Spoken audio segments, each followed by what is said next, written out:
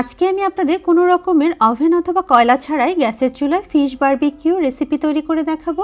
বিশেষ বিশেষ দিন অথবা মানুষগুলোকে আরও বেশি স্পেশাল করে রাখতে আপনারা যদি এরকম একটা আইটেম তৈরি করে তাদের সামনে পরিবেশন করেন, তাহলে দেখবেন তারা এত বেশি খুশি হবে যে আপনাকে তাদের হৃদয়ের মহারানী করে রাখবে। আজকে রেসিপি তৈরির জন্য আমি একটা কোরাল মাছ নিয়ে নিয়েছি। মাছটাকে ভালো করে কেটে ধুয়ে পরিষ্কার করে তারপর একটা প্লেটে উঠিয়ে নিয়েছি। এখন একটা ধারালো নাইফ দিয়ে এভাবে ডিপ করে মাছটাকে খুব ভালো করে কেটে নিতে হবে। একটু ডিপ করেই মাছটাকে কেটে নিতে হবে, তবে খেয়াল রাখতে হবে যাতে মাছের বড় কাঁটাটা কেটে না যায়। আমি কিন্তু আজকের রেসিপিটা কোরাল মাছ দিয়ে তৈরি করে দেখাচ্ছি, তবে আপনারা চাইলে তেলাপিয়া, রূপচাঁদা, ভেটকি এসব মাছ দিয়েও এই রেসিপিটা তৈরি করে নিতে পারেন। তো মাছটা কেচে নেওয়া হয়ে গেলে এটাকে আরও একবার ভালো করে পরিষ্কার করে নেওয়ার জন্য মাছের একটা দিকে আমি প্রথমে সামান্য কিছুটা লবণ আর লেবুর রস দিয়ে মাছটাকে খুব ভালো করে মাখিয়ে নিব।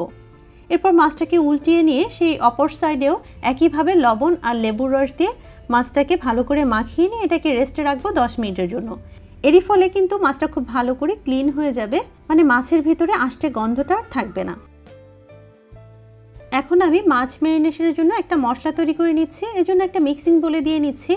1 টেবিল চামচ পেঁয়াজ বাটা, 1 টেবিল চামচ রসুন বাটা, 1 টেবিল চামচ আদা বাটা, 1 চা চামচ ব্ল্যাক পেপার পাউডার, 1 চা চামচ হলুদের গুঁড়ো, 1 চা চামচ লাল মরিচের গুঁড়ো দিচ্ছি, জিরার গুঁড়ো দিচ্ছি 1 চা চামচ, লবণ দিয়ে নিচ্ছি 1 চা চামচ। লবণটাকে একটু কমিয়ে দিতে হবে, কারণ এর মধ্যে আমি বিভিন্ন রকমের সস ব্যবহার করব আর সসের ভিতরে কিন্তু অনেকটা সল্টি ভাব থেকে যায়।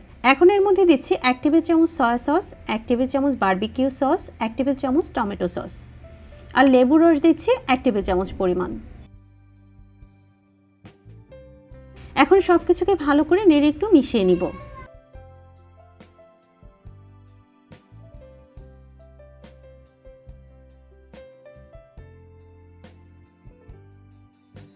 তো লেবু রস আর লবণ মাখিয়ে মাছটাকে ভালো করে ধুয়ে নিয়ে পানি ঝরিয়ে একটা প্লেটে উঠিয়ে নিয়েছে।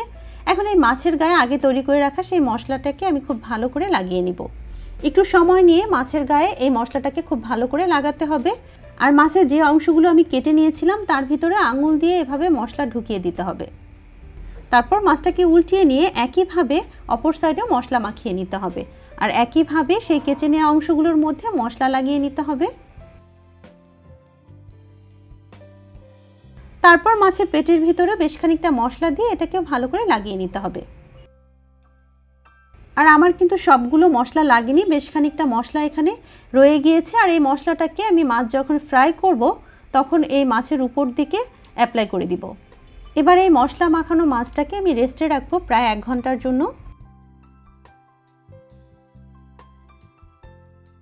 তো ফিরে আসছি 1 ঘন্টা পরে। 1 ঘন্টা পরে আমি মাছের গায়ে বেশ খানিকটা সরিষার তেল লাগিয়ে নিব। এই তেলটা কিন্তু আগে মশলার সাথে লাগাতে যাবেন না, তাহলে কিন্তু এই মশলাগুলো মাছের ভিতর পর্যন্ত ভালো করে ঢুকবে না। তো দুটো সাইডে এভাবে তেল লাগানো হয়ে গেলে মাছটাকে আমি ফ্রাই করতে যাচ্ছি। ফ্রাই করার জন্য চুলায় একটা প্যান বসিয়ে এর মধ্যে আমি প্রায় হাফ কাপ পরিমাণ তেল দিয়ে নিয়েছি। তেলটা গরম হয়ে আসলে এর মধ্যে খুবই আলতো হাতে মাছটাকে উঠিয়ে দিয়ে নিচ্ছি।